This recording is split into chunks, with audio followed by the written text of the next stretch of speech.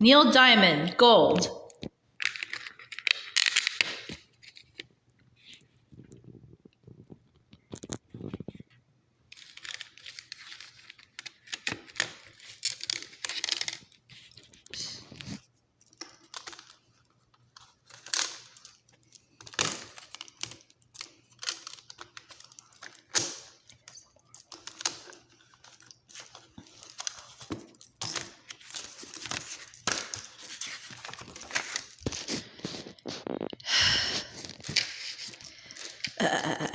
Singing has always been my salvation, Neil Diamond. While listening to Neil Diamond Gold, it is inconceivable that Diamond did not intend on becoming a singer or pop artist. It is impossible to imagine that anyone else could or should perform his unique songs, seemingly structured for his unique vocals and presentation. From the Latin-flavored 2-bit Manchild to the country-tinged Shilo, the gospel-spirited Brother Love's Traveling Salvation Show and Holly Holy, a tribal treatment on Soolaimón, to the more pop-oriented Cherry Cherry, all included on this collection, the thread remains Diamond's signature vocal style. He has admitted that he never strived to conform to a set of writing rules, and thankfully so, for we would not have enjoyed the kind of diversity and genre crossing that Diamond employed in his unconventional songwriting. Songwriting, not performing, was the goal set by this New York born and bred Jewish boy. While his parents, first-generation Americans, struggled to make ends meet, he and his younger brother Harvey were often watched by their grandparents.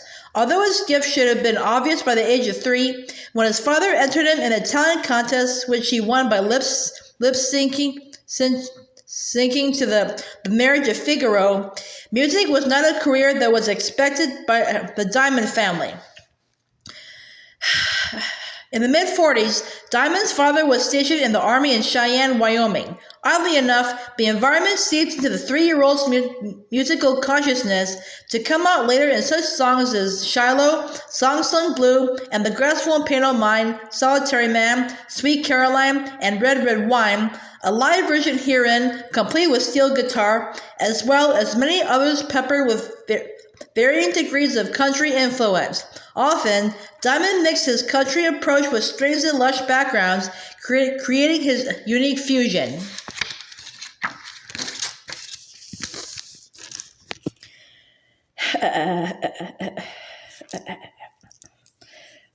I think Cheyenne had a big influence on me, Diamond told Rolling Stone in 1988. That's where I got to love cowboys, because I always thought I was one after I came back from Cheyenne. I was a Brooklyn cowboy, laughs. When I was a teenager, I used to take people running at the Brooklyn Riding Academy, and I always loved the singing cowboy movies. And on the back of comic books, there was always an ad where kids could get free gifts if you sold enough greeting cards, and my eyes always went right to the guitar. There was always a guy on a horse with a cowboy hat and a guitar. He recalls that, in his early teens back in Brooklyn, a winter get-together at Surprise Lake was a defining moment. Pete Seeger played for him and his friends. Some of the kids played their songs for him, and they were all singing about causes, whatever causes meant something to a 14-year-old, Diamond told Rolling Stone. That was the first time I realized that my parents could write songs, and that I could do it too, maybe just for fun, not thinking that, hey, this would be my life. The next year, Diamond got his first guitar and composed his earliest song, Hear Them Bells. The revelation that he could express himself created a passion that was more than just for fun. He began writing songs every day, which later he recalled as all very consistent, all terrible. When he played his fifth composition, Blue Destiny, for his parents, their emotional reaction cemented his desire to touch people through music. Immediately after high school graduation, Diamond and his buddy, Jack Parker, cut their first and last record as Neil and Jack. The Everly Brothers sounding What Will I Do actually attracted a small label called dual records, but it went nowhere. Still, Diamond went through the motions of pleasing his family by enrolling at New York University on a fencing scholarship, but as a pre-med student. Just 10 credits shy of a college diploma, Diamond dropped out to take a $50 a week job as a staff songwriter with Sunbeam Music, a small music publishing company, where he struggled to write to the specifications of the company. In 1963, Tom Catalano, an important part of Diamond's early career, entered the picture. Instead of focusing his attention on Diamond's writing, he found Diamond's raspy, imperfect voice engaging and got him signed to Columbia Records as a singles artist. After At Night Back with Clowntown was released to a little success, Diamond found himself on the streets again. Music was in a state of a massive change, but days of artists churning out songs for others to record were coming to a conclusion. Music was evolving and maturing, as Diamond recalled in 1988's Rolling Stone interview. Things became more complicated when people like Bob Dylan and John Kennedy came along. Suddenly, the childlike nature of the music coming out of that area had an opportunity to change and to grow. And over the next few years, with the introduction of the Beatles and the whole invasion of British groups, things changed almost completely because only those writers who were performing their own music had a chance at having their music heard.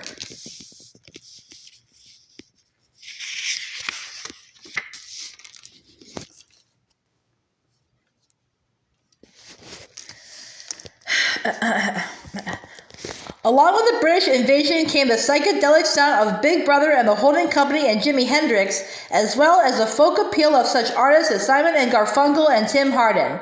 The one thing the new movement had in common was that artists were writing their own material. Diamond was turning his out in a small storeroom he rented above the famed Birdland Jazz Club. For $40 a month, he was able to have a desk, a chair, a payphone. He had no credit to apply for a telephone, and all the creative license he wanted to write in whatever style suited him. In January of 1966, one of his compositions, Sunny and Me, recorded by Jay and the Americans, reached the top 20. Helped by that credibility, Ellie Greenwich and Jeff Barry, the then husband and wife team that wrote such pop hits at Dadu Run Run, Leader of the Pack, Then He Kissed Me, and Be My Baby, were able to get him an interview with Atlantic Records' Jerry Wexler. While Wexler wasn't sure Diamond would fit in with a stable of artists, he passed him on to Bert Burns, whose independent label, Bang, was distributed by Atlantic. The day after his 25th birthday, January 25th, 1966, Diamond went into the studio with Greenwich and Barry as co-producers and cut I Got the Feeling, Oh No No, Solitary Man, and Cherry Cherry. Live versions of the latter two are included in this compilation. While Solitary Man didn't initially make a huge impression on radio, reaching only number 55, it went to number 21 when re-released in 1970. The second single, Cherry Cherry, on the other hand, became Diamond's first hit in September of 1966. So, something about Cherry Cherry appealed to producer Don Kirshner, who was putting together a group called The Monkees for a weekly TV series. He approached Diamond for material, and Diamond offered him I'm a Believer, a song he just recorded for an upcoming album.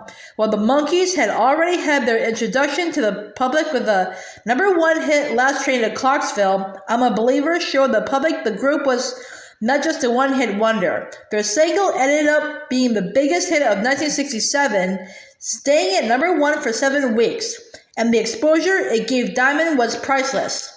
In fact, being the composer of I'm a Believer most likely influenced radio to give Diamond's next single, Girl You'll Be a Woman Soon, a more serious listen. The song, a live rendition included here, reached number 10, followed by a number 13 with I Thank the Lord for the Nighttime, which she has said is as close as he, a white Jewish kid, would ever get to being a gospel singer.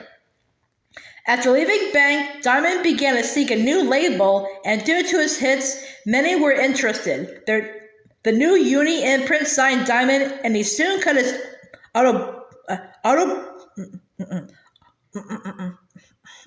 autobiographical Brooklyn Roads in New York with producer Chip Taylor. The song never got a chance due to Bank confusing radio with their continued single releases, an action which would persist through 1970. Diamond enlisted the services of his old friend Tom Catalano to produce the rest of 1968's Velvet Gloves and Spit.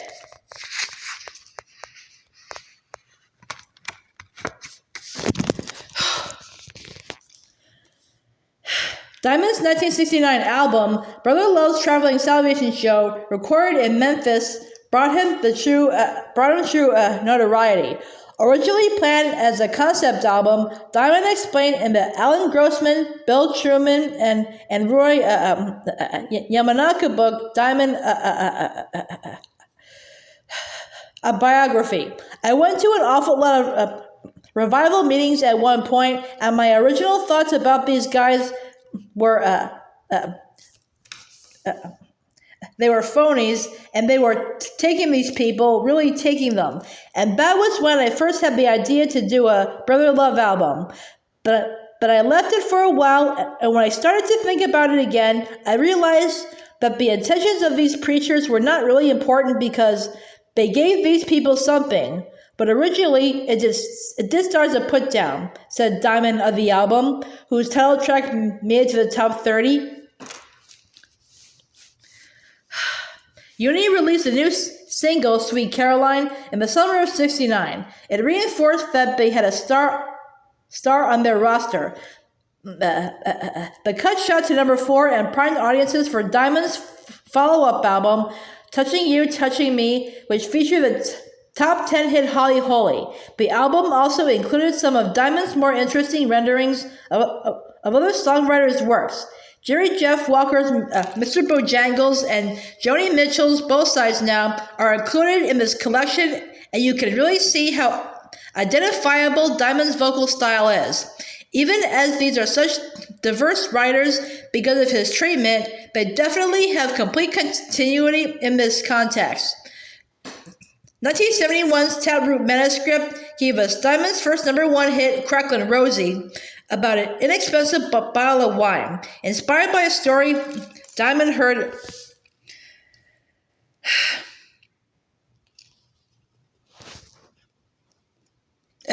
about life on a Canadian Indian reservation, many of its men would spend the weekend with wine lacking female companionship. They called the bottle of wine Cracklin Rosé. One of Diamond's true masterpieces, I Am, I Said, came from his next release, Stones. In 1988, he told Rolling Stone that it was a composition that was most difficult to write.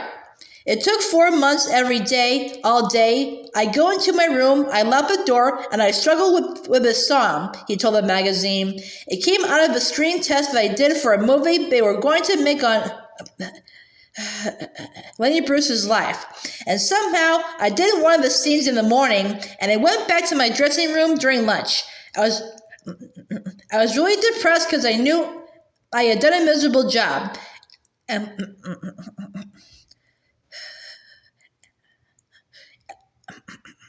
I had my guitar there, and I started to play this thing, and within 15 minutes, started to have a title. And it had the line about the frog who dreamed of being a king. There were a couple of things I really loved, so I went in every day and I fought with it. I cursed it out. It was like a person who wouldn't submit. I got as close as I could get it. On the other side of the serious scale is Crunchy Granola Sweet. He wrote the song during his moved to California, where he encountered a healthier eating consciousness in hopes of making his audience more aware. Whether they changed their diet or not, the public loved the piece.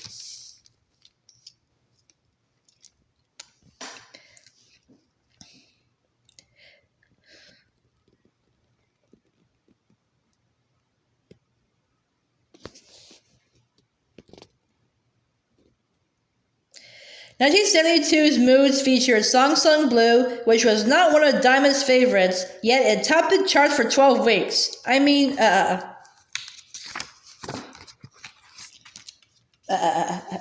The song had 2 verses. I never got around to writing a bridge for it, he said in Rolling Stone. And although the lyrics says everything I wanted it to say, there's not much meat to it, you know? But it turned out to be a major copyright.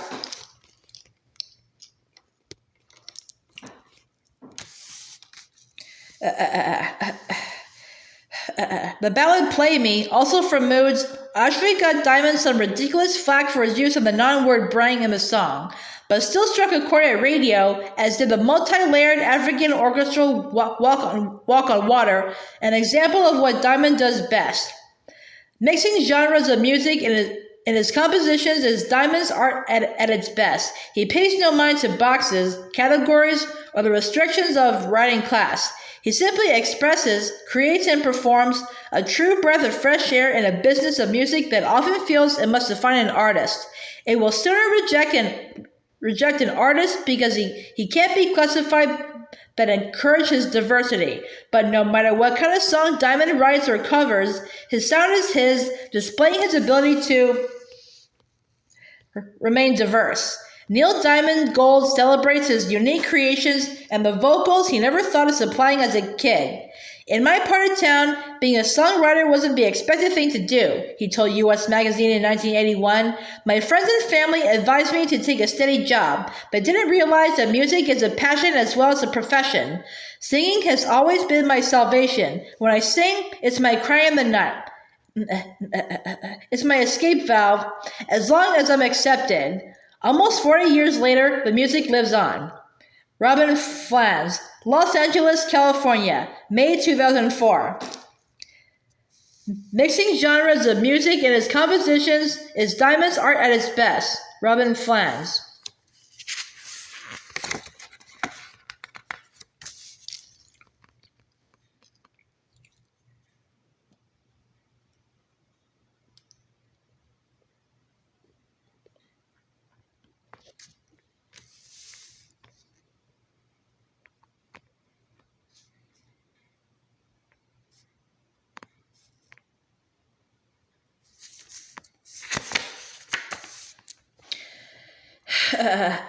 When I sing,